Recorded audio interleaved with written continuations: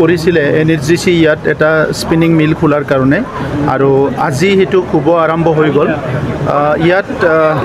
তেখেতসকলে আজিৰ পৰাই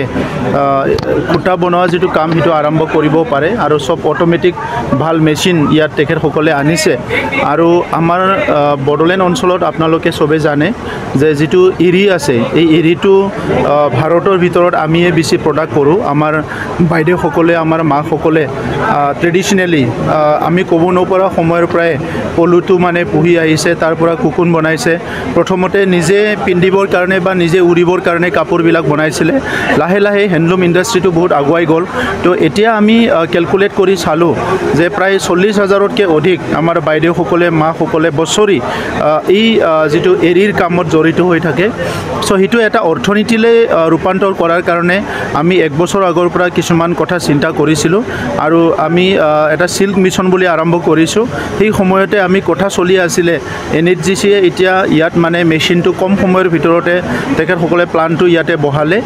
আৰু ইয়াত আজিৰ পৰাই তেখেতসকলে ইয়াত 200 কেজি কৰি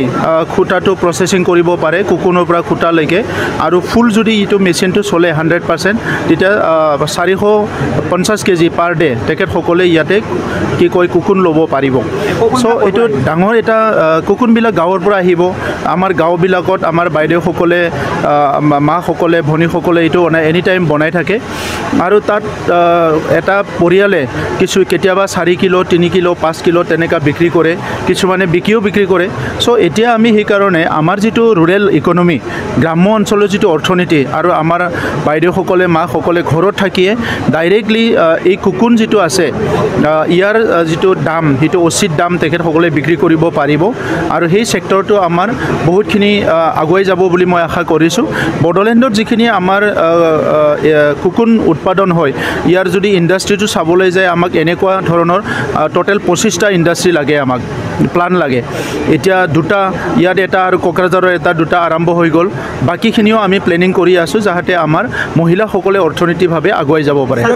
এগ্ৰিকালচাৰ সেক্টৰটো অলৰেডি বহুত ভাল হৈ আছে খালি এইটো অৰ্গেনাইজ কৰা নাছিলে বহুত দিন ইগনোৰ কৰি থৈ দিয়া আছিলে এতিয়া গভৰ্ণমেণ্টৰ যিখিনি চেৰি ফাৰ্ম আছে আৰু প্ৰাইভেটৰ যেটো চেৰি ফাৰ্ম আছে গোটেইখিনিকে আমি ডাটা বেছ কৰিলোঁ এইটো অৰ্গেনাইজ কৰি আছোঁ যাতে আমি দুইটাকে সমানে গুৰুত্ব দিব পাৰোঁ অসমৰ যেটো জলবায়ু অসমৰ মুগাটো বহুত বেছি আমাৰ মানুহবিলাকে নকৰে ইয়াত এৰিটোকে বেছিকৈ কৰে সো এৰিটোত আমাৰ যেহেতু সবে কৰে কৰিও ভাল পায় আৰু যেটো তাৰে পক হেতু আমাৰ মানুহবিলাকে খায় আৰু কুকুন যেটো আছে হেতু কাপোৰ বনায় সো দুই সাইডৰ পৰা এইটো হৈ আছে আৰু পকাৰটো এতিয়া খুব প্ৰটিন থাকাৰ কাৰণে আজিকালি প্ৰসেসিং কৰি প্লাই হেতু ইন্টাৰনেশ্যনেল মাৰ্কেটতো বিক্ৰী হয় সো এই কাৰণে এৰিটো বেছি গুৰুত্ব দিয়া গৈছে কিন্তু সমানে আমি মুগা আৰু বাকিখিনিকো অলপ ইয়াত কৰা হৈছে হিতুৰো আমাৰ বহুত স্কোপ আছে কিন্তু এতিয়া এৰিটো আমি সবচে বেছি গুৰুত্ব দিছোঁ মুগা ফাৰ্মবিলাকৰ অৱস্থা একেবাৰে বেয়া বহুত বছৰৰ পৰা এইটো গুৰুত্ব দিয়া নাই এতিয়া আমি ডাটাখিনি ওলালোঁ যে আমাৰ আচলতে গভৰ্ণমেণ্ট সেক্টৰত কিমান মুগা ফাৰ্ম আছে আৰু ডাটাখিনি পোৱাৰ পিছত আমি নেক্সট ফাইনেন্সিয়েল ইয়াৰত প্ৰত্যেকটো ফাৰ্মটোকে ৰিঅৰ্গেনাইজ কৰি ৰিষ্ট্ৰেংথেনিং কৰি ইয়াত আকৌ মানে ভাল কৰিবৰ কাৰণে কিছুমান বাজেট ধৰা হ'ব থেংক ইউ